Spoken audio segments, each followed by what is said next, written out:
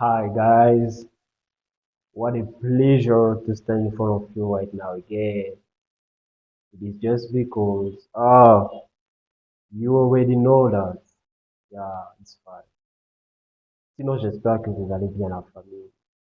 Alors, plusieurs personnes m'ont demandé, yo Isaac, c'est comment? Quel niveau de la suite? C'est comment? Bon, ne vous en faites pas. Le pain du jour sera servi. Are you ready? Okay, let's go. Alors, la famille, la dernière fois, nous avons commencé à parler des adjectifs de comparaison. Et nous avons précisément parlé du comparative adjective, le comparatif. Et nous avons dit par la suite qu'il y a trois choses à savoir concernant ce comparatif-là. Et donc, pour ceux qui n'ont pas regardé la vidéo, je vous invite tout simplement à le faire. Voilà. Alors, la famille, ce que nous allons faire tout simplement aujourd'hui, c'est de tout simplement continuer à naviguer dans ce même sens, mais en voyant maintenant un autre type d'adjectif de comparaison. Alors, Isaac, quel est ce type? Quel est cet autre type d'adjectif de comparaison dont tu me parles? Ok, je vais vous dire. La famille, ce type est appelé the superlative adjective. The superlative adjective. Que nous appelons tout simplement en français le superlatif. Alors, Isaac, c'est quoi le superlatif? What is the superlative adjective? What are you talking about, man? Ok, je vais forcément vous dire. Il y a également trois choses à savoir concernant ce superlatif. Mais avant de vous donner ces trois choses, permettez-moi de placer d'abord le décor. Alors, la famille, prenons quelques exemples pour expliquer la chose. Ok, la famille. Vous voyez par exemple quand certains hommes disent, tu es la plus belle femme que j'ai vue de toute ma vie. Tu es la plus belle femme que j'ai vue de toute ma vie. Tu es la plus belle femme que j'ai vue de toute ma vie. Qu'est-ce que cette phrase traduit réellement? Nous sommes d'accord sur le fait que cette phrase traduit beaucoup de choses, mais nous allons les limiter dans un cadre bien précis. Tu es la plus belle femme que j'ai vue de toute ma vie. La famille, en dépit du fait que l'homme qui s'exprime en disant cette phrase, est en train d'apprécier la beauté de celle face à qui il se tient. Ce dernier est aussi en train de faire une comparaison. Et Isaac, il est en train de faire une comparaison. Comment ça? Il est juste en train d'apprécier la beauté de la femme. Non, il est aussi en train de faire une comparaison. Il est en train de faire une comparaison entre la beauté de celle face à qui il se tient et la beauté de toutes les autres femmes qu'il a eu à voir durant sa vie. Mais en faisant une nuance, il est en train de dire que toi, tu es la plus belle femme que j'ai vue de toute ma vie. C'est-à-dire que ta beauté est là. Et la beauté de toutes les autres là que j'ai eu à voir durant ma vie est là. Donc c'est cette comparaison là qu'il est en train de faire. La famille, notons quelque chose. Tu es la plus belle. La plus belle. La plus belle. La famille, dans cette phrase-là, il y a ce que nous appelons un adjectif de comparaison. Du moins, il y a ce qu'on appelle du superlatif dans cette phrase. Et c'est comme ça que la première chose à savoir concernant l'adjectif ou du moins le superlatif adjectif, est que ce superlatif-là est d'abord un adjectif, évidemment, de quoi est utilisé pour comparer des choses ou des personnes. Mais combien de choses ou encore combien de personnes, c'est utilisé pour comparer à partir de trois choses ou plus. À partir de trois ou plus. Donc, on peut en savoir concernant cet adjectif de comparaison-là. Donc, ce type-là, le superlatif, est que lorsqu'il est utilisé, voilà, dans une phrase, il y a une petite formule que l'on retrouve. Alors que tu décides de l'utiliser, il y a une petite formule qu'on doit retrouver dans ta phrase. Donc, alors que tu t'exprimes.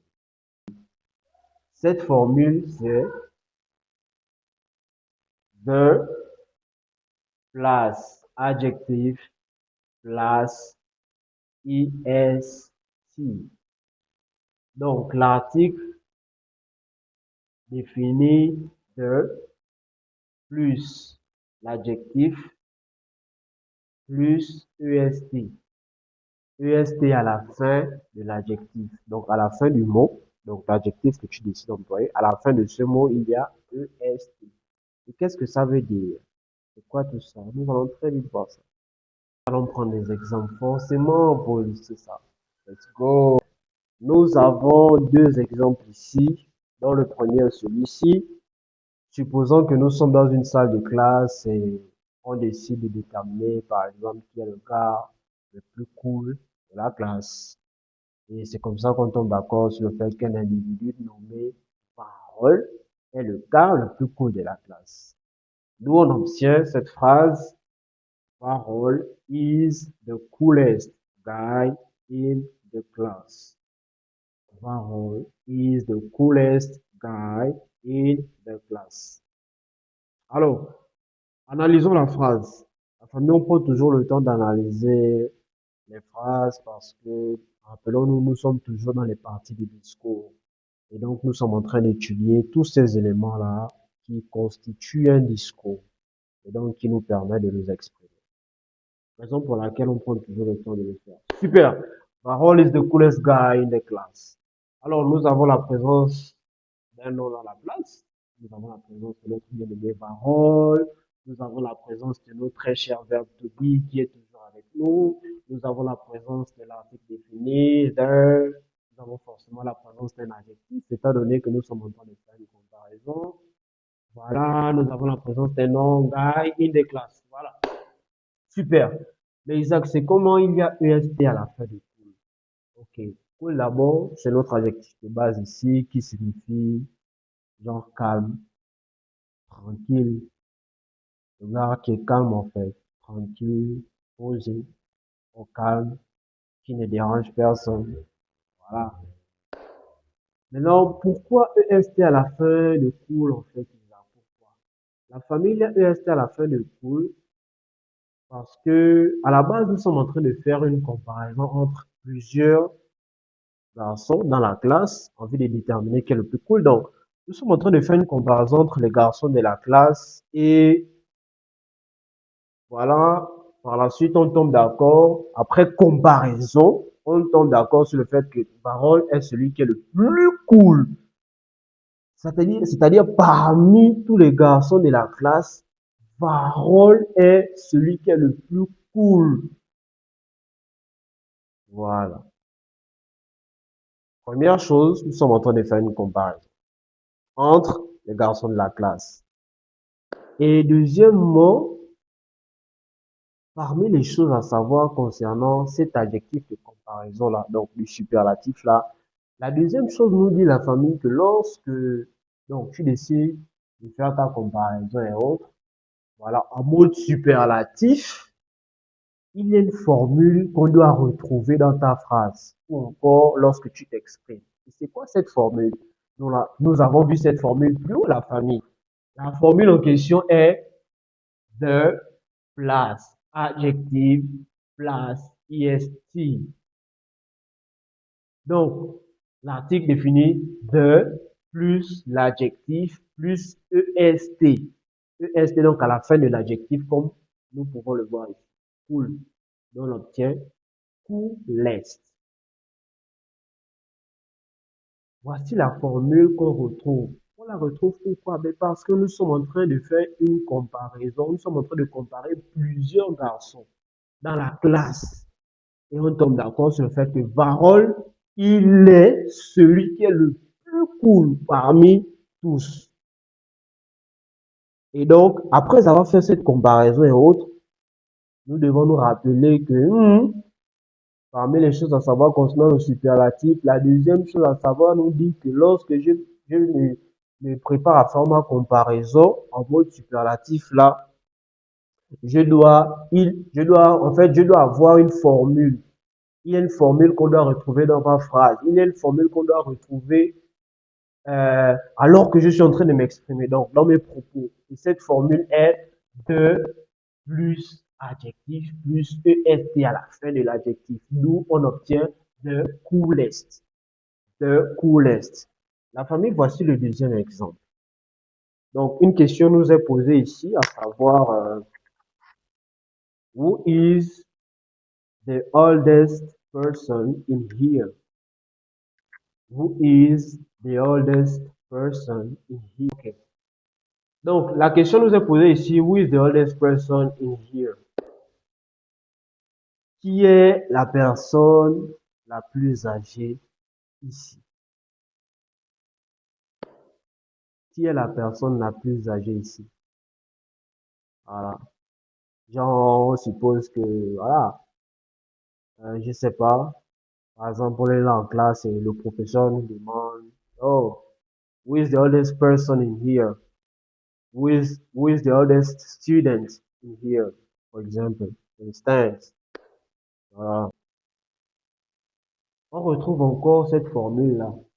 The oldest. The oldest. Mais pourquoi il y a EST à la fin de notre adjectif old? Il y a EST parce que, au travers de cette question, la personne donc qui pose cette question veut nous dire en fait, parmi toutes les personnes, veut nous demander en fait, parmi toutes les personnes qui sont présentes ici, qui est celle qui est la plus âgée? Qui est la plus âgée de toutes les personnes présentes ici? Qui est la plus âgée? D'où on obtient who is the oldest person in here. La personne veut savoir qui est la personne la plus âgée. D'où on obtient cette formule-là, the oldest. Donc, la famille, à chaque fois que vous voyez cette formule-là quelque part, the oldest, the coolest, donc, the plus adjective plus est, sachez qu'il s'agit du superlatif.